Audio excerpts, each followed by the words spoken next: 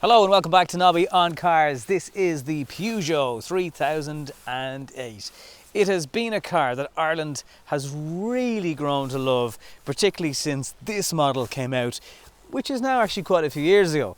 But this version, believe it or not, has got 300 horses, 300 brake horsepower, because there's power going to the front from petrol and there's additional power making it all-wheel drive from a plug-in hybrid battery. The combined price, if you want the Hybrid 4, is €56,000. There's all the usual allure specs and stuff like that, but the car itself starts from into the late 30s. You can get 1.2 petrols, 1.5 diesels. There's the 225 brake horsepower plug-in hybrid, which is still two-wheel drive, but it has been one of Ireland's best-selling cars for a reason. You've just got to look at the front of it, how aggressive it still looks, and this has the slightly updated front on it. Still not the new Peugeot badge, however. You've got the claw on the front that sweeps down. Side profile is still absolutely gorgeous. Diamond cut alloys, bits of chrome, but not too much chrome. Same with the roof rails on the side if you use them for camping weekends and going to France and bringing the car and all that stuff. They definitely like you in France for driving one of these. In fact, the French police love its big brother so much that the 5008 is the police car of choice in France, and the chief of police has said if they don't stop cruising around in the cars and actually do some walking, he's going to stop ordering 5008s for them. Don't upset the French though, so I hope it works out for them. And then today, it's still a gorgeous looking motor. The claw strips on the back, fake exhausts. Yeah, fake. Top spec models of the car get an electric tailgate.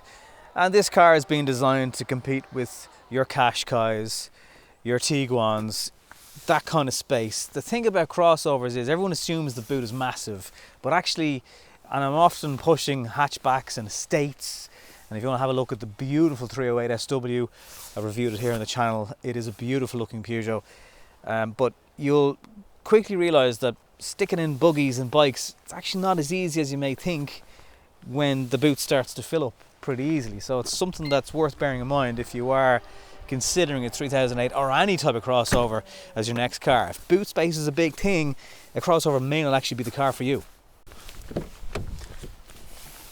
Not overdoing it here now if I was to say that sometimes Peugeot don't love the most legroom in their cars, but they've cut out the backs of the seats to at least protect your knees somehow.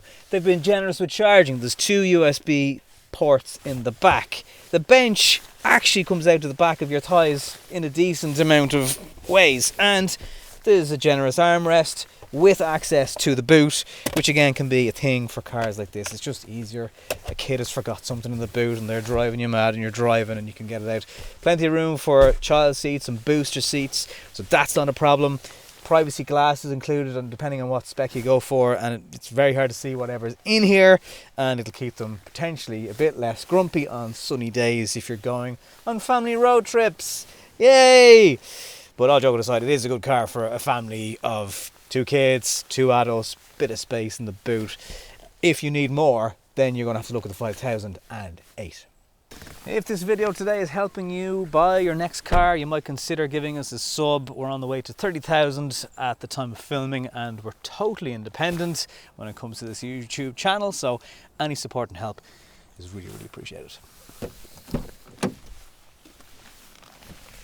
The cockpit still stands up to the test of time as well, because if you were to get into this car today for the first time and compare it to an awful lot of cars in the market, similar cars, similar models, you'd still be like, wow, this is really impressive.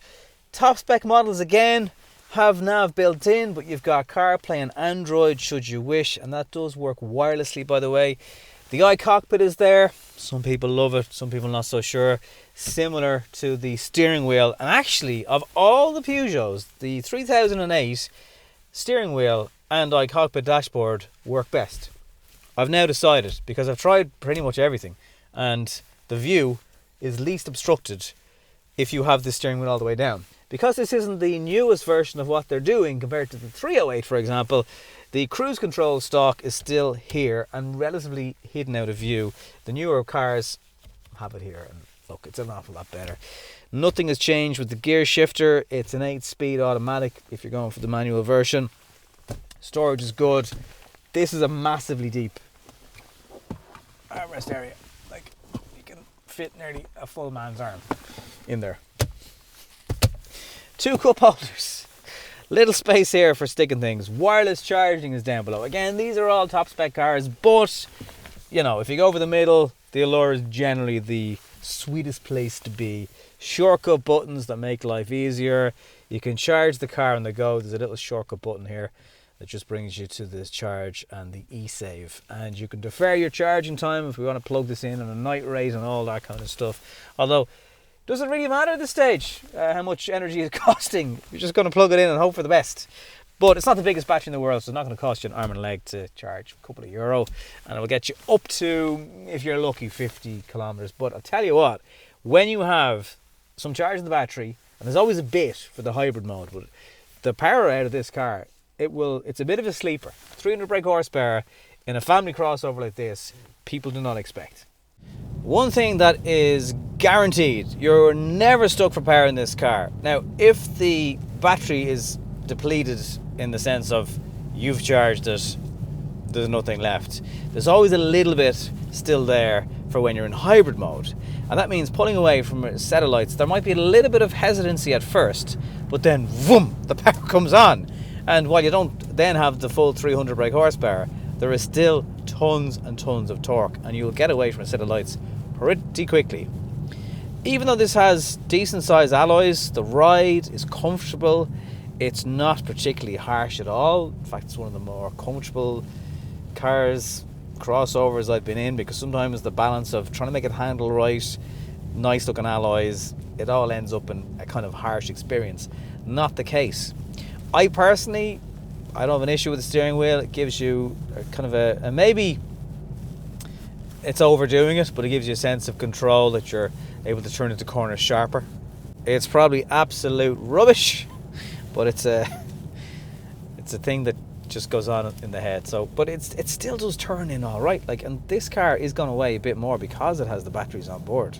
It's quiet. The outside world is quiet. It's well insulated. The seats are comfortable. You know, I don't blame Peugeot for not rushing through a new model 3008, because you know what, this one was just fine, thank you very much. There's nothing wrong with it. The 1.2 petrol, it's 130 brake horsepower. That might feel a little bit lacking in grunt.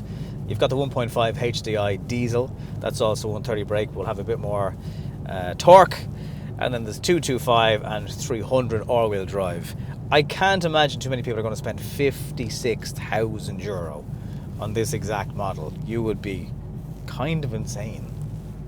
Like, it doesn't look any different bar one tiny badge compared to the late 30s version of the car. 20 grand extra almost. It's like, what? But hey, if you find this physical car for sale as a demo, then knock yourself out. It's very well spec'd and it's been used on Nobby cars. Fuel consumption, obviously you can drive in zero emissions mode. It'll tell you how often you've been doing that, but you know, overall you're in late 6s, early 7 litres per 100 kilometers, and that's if you do charge it most of the time. You know, I have driven this car with the battery depleted this week sometimes, just to get a real world sense of, okay, that's great, you can plug it in, you can drive it with zero emissions, but what's it like actually when there's no battery left? So I'm always keen to find that out in plug-in hybrids. I've no doubt, by the way, because they're already announcing the 408 and stuff like that, that will be fully electric, and it's not going to be too long before a full electric version of this car comes out. So that's another thing maybe to consider if you were considering the plug-in hybrid. It's like, I'll have a full electric one, please, and I'll just wait a bit longer for it, and I might hang on to my 2017 or 2018 version of the 3008 that you already have. Well, they really have come a long way, particularly with the styling of this car. It's still very eye-catching. It's so comfortable to drive. I can imagine long journeys are very, very pleasant in it. Yeah, again, just double check the size of the boot. Will it actually suit your family and your needs? But I just think as an all-rounder, it is really, really good. And I'm very familiar with the new model Qashqai, and really sitting into this, there's not an awful lot between the two. And this car was designed quite a bit further back in time than the Qashqai. Even when you're revving it, it sounds alright.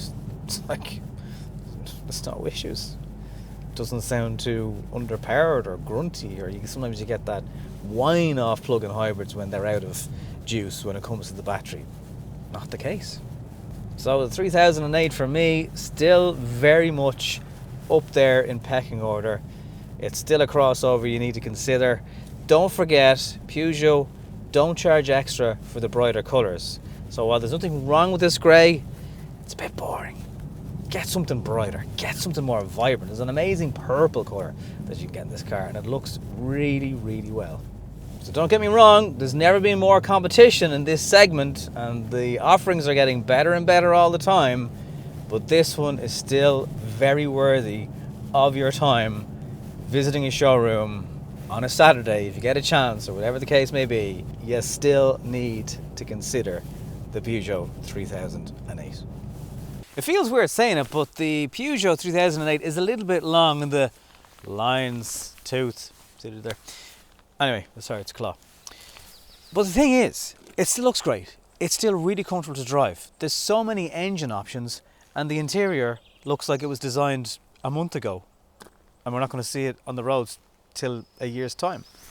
It's not cheap, but again, stick it in the ballpark of a Qashqai or a Sportage from Kia. They're just two of the best-selling crossovers in Ireland, and it really does still stack up, and it looks fantastic. So it's not too late to look at a 3008. Not too late, 3008. I'll stop now. Again, please, thanks so much for the support. If you haven't hit subscribe yet, I'm here for that kind of content, and I'll talk to you in the next one.